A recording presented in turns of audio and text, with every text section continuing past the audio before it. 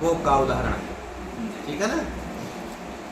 अब किंचित क्या है, कहें भाई किंचित भी उनका एक श्रृंगार है, लोग कहते हैं लेकिन समझते नहीं। देखिए बड़ी जरूर आजकल वो है ना, किंचित भी उनके श्रृंगार का एक पार्ट है, लेकिन वो क्या है लोगों को पता नहीं है, लेकिन वो उनके श्रृंगार का एक अंग है, बड़ा महत्वपूर्ण होता है। किंचित किसे कहते हैं? देखा कि स्मित शुष्क रुदित हसित त्रास क्रोध श्रमादि नाम सांकर्यम किल किंचितम अभीष्टतम संगमादिजा दर्पात। कहा कि अत्यंत प्रिय पुरुष के संगम आदि से उत्पन्न किंचित क्या है? कहा कि अभीष्टतम संगमादि जात दर्पा, अत्यंत जो प्रिय पुरुष होता है, जब उसका संगम को संगम आदि के द्वारा जायमान उत्पन्न जो हर्ष है, हर्ष से स्मित, स्मित का मतलब मंदहास्य, मंदहास्य स्मितम, समझ रहे हो ना। तो स्मित शुष्क रुदित, शुष्क रुदित का मतलब होता है कि रोए ना, कृत्रिम रोदन, माने बनावटी रोना, वास्तविक में रोना नहीं, केवल दिखाने के लिए रोना कि हम रो रहे हैं, कृत्रिम रोदन जिसे कहते हैं। शुष्क रुदितम उसी को हमारे यहाँ साहित्य शास्त्र में कहा जाता है। मतलब कृत्रिम रोदन हास्य भय क्रोध परिश्रम आदि के सम्मिश्रण को क्या किंचित कहते हैं? क्या कहते हैं? किंचित। जब कोई अत्यंत प्रिय पुरुष का संगम होता है, मिलन होता है, तो उससे उत्पन्न हर्ष होता है। अब जब कोई, देखिए पहले क्या होता था, जब बच्चियां अपने यहाँ जाती थी तो आजकल तो रोती नहीं, हंसते हंसते बाय टाटा करके जाती, लेकिन पहले जब उसके भाई वही जाते थे या कोई जाता था तो बहुत प्रसन्न हो जाती थी, फिर वो रोती भी थी, ना रोए तब भी वहाँ समाज का है कि तो रोती ही नहीं है, तो कुछ तो बनावटी रोती थी, घूंघट के नीचे से रोती थी, एक गीत के रूप में रोती थी, मतलब गा के रोती, किसी को कहते हैं शुष्क रोदन, कुछ तो स्वाभाविक रोती है, कुछ तो शुष्क रोदन। इसका क्या नाम है? किंचित। ये भी उनके श्रृंगार का एक हिस्सा है। जैसे क्या है? अच्छा,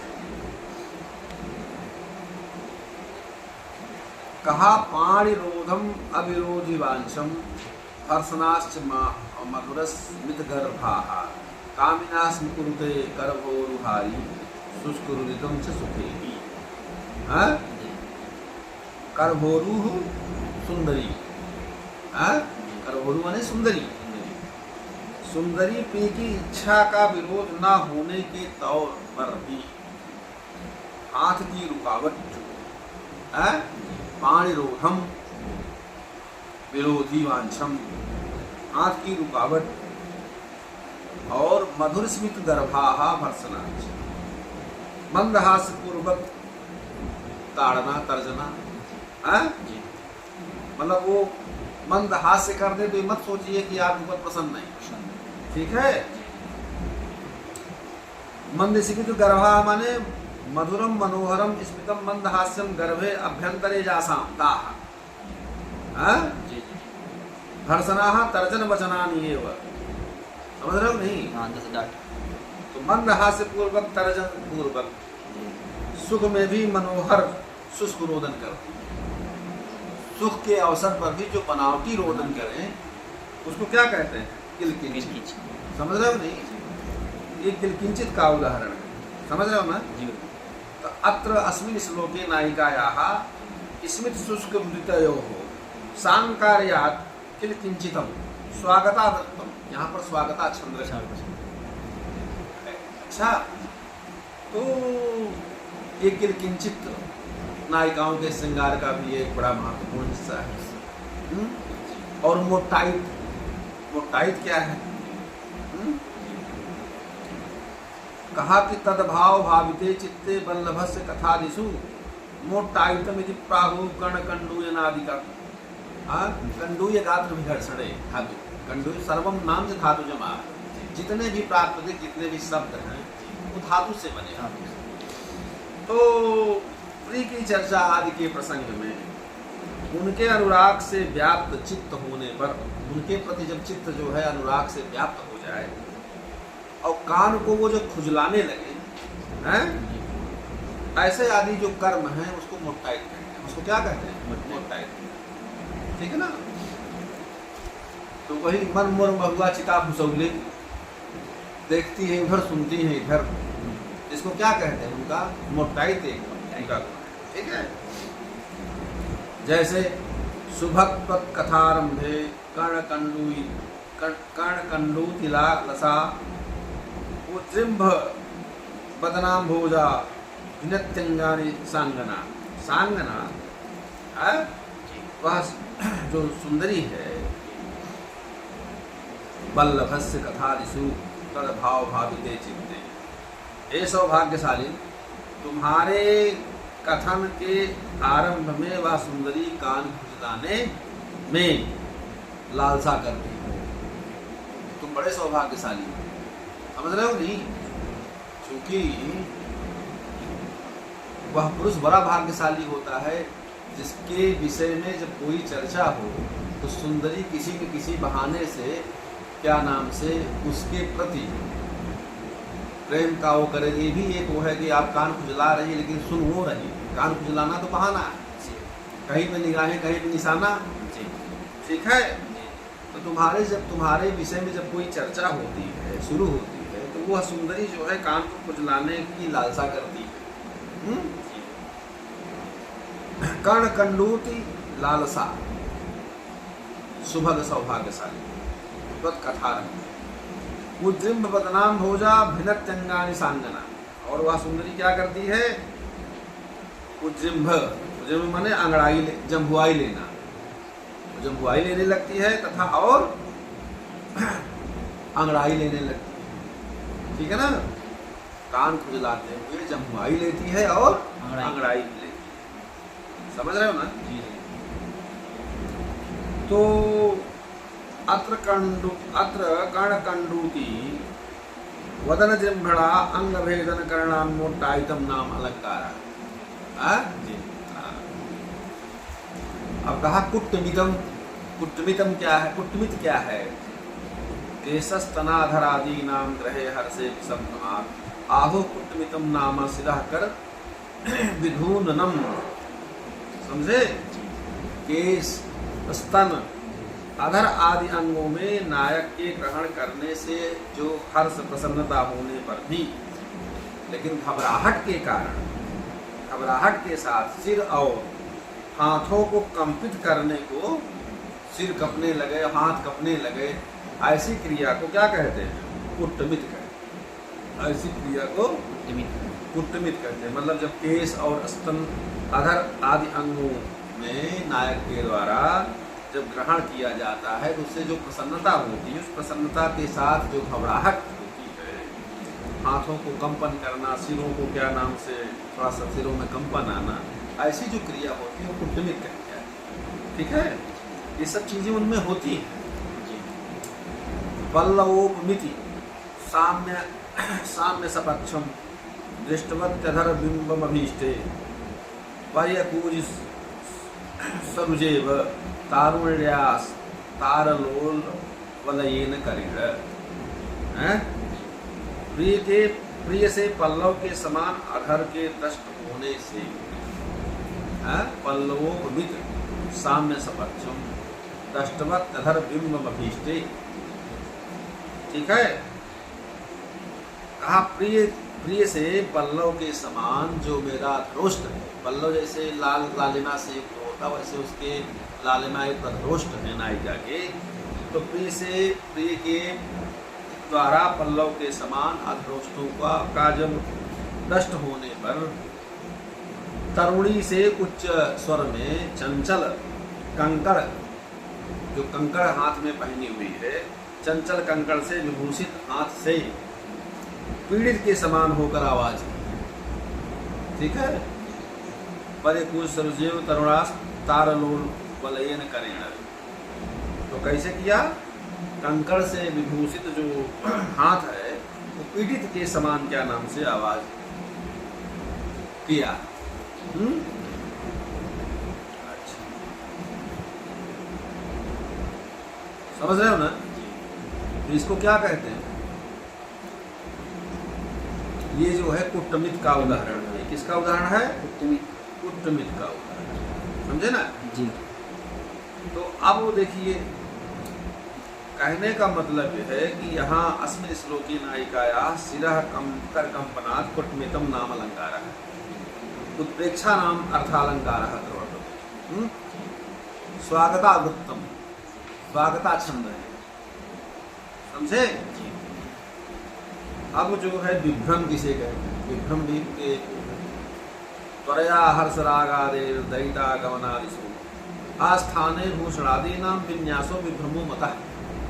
जन विभ्रम होइए बा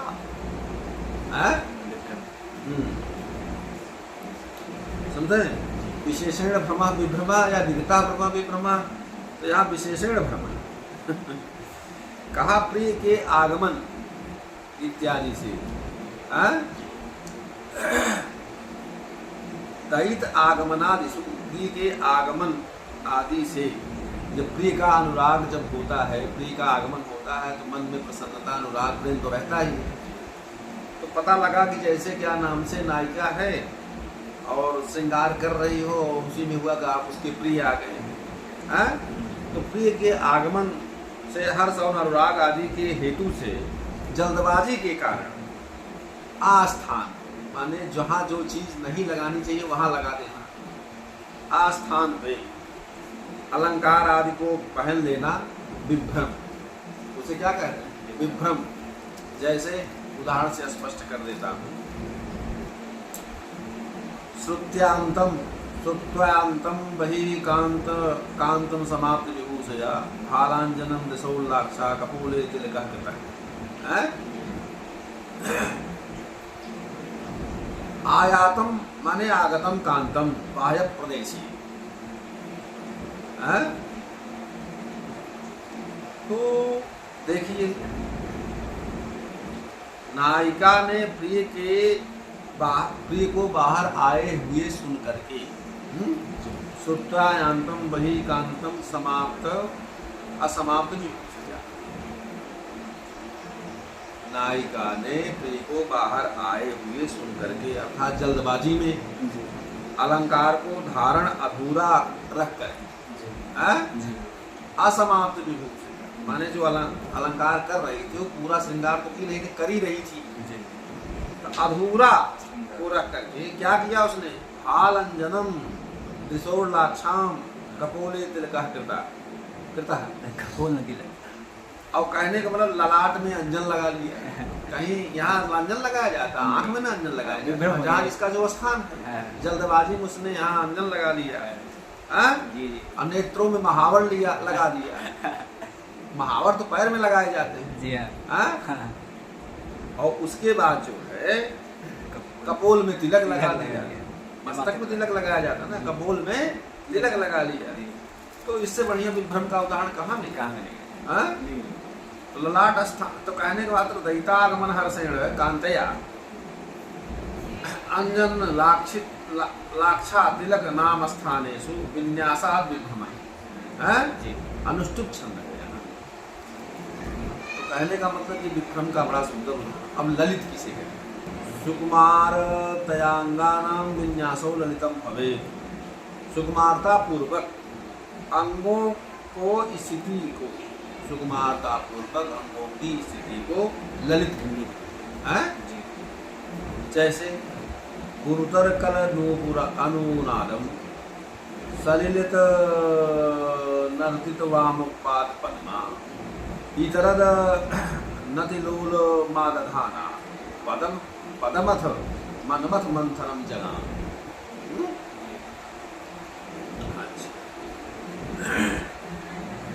सललितम कोमलता पूर्वकम नर्तितम नृत्य विषयीकृतम वामम दक्षिणेतरम पाद पद्मम चरण कमलम जया सा तादृशी नायिका अनतिलोलम अनति चंचलम है। नूपुर की गंभीर और मनोहर आवाज करती हुई, नूपुर जो पहना जाता है तो वो जब चलने पर आवाज करता है ना, जी तो नूपुर की और इतनी गंभीरता पूर्वक मतलब धीरे धीरे चलती, नायिका क्या और आवाज करती हुई सुकुमारता पूर्वक बाएं चरण को, और चरण कैसे हैं, कमल की बाएं चरण कमल को नचाती हुई, क्या है, नर्तित वाम पाद पद्मा, बाएं कमल के चरण कमलवत चरण को नचाती हुई, और दूसरे इतरत माने दूसरा माने दाहिने चरण से भी ज्यादा चंचल न करना, दूसरे जो दाहिना चरण है उसको भी ज्यादा चंचल न रखती हुई क्या किया, मनमत मंतरम जगाम, सुंदरी ने काम विकार से मंद गति पूर्वक चली। सुंदरी ने, मामा थी सुंदरी थी, वो काम विकार से मंद गति पूर्वक से चली, बहुत तेजी से नहीं, जो काम विकार वाली स्त्रियां होती हैं धीरे धीरे चलती हैं, लेकिन उनकी चाल से ही क्या नाम से ये वो स्पष्ट हो जाता है, समझ रहे हो ना। तो यहाँ पर मंथरम मंदम, ठीक है ना जी। तो अत्र ललित भावेन पद विन्यासो ललित नाम अलंकार, ठीक है, यहाँ पर ललित ये है, ललित का सुंदर उदाहरण।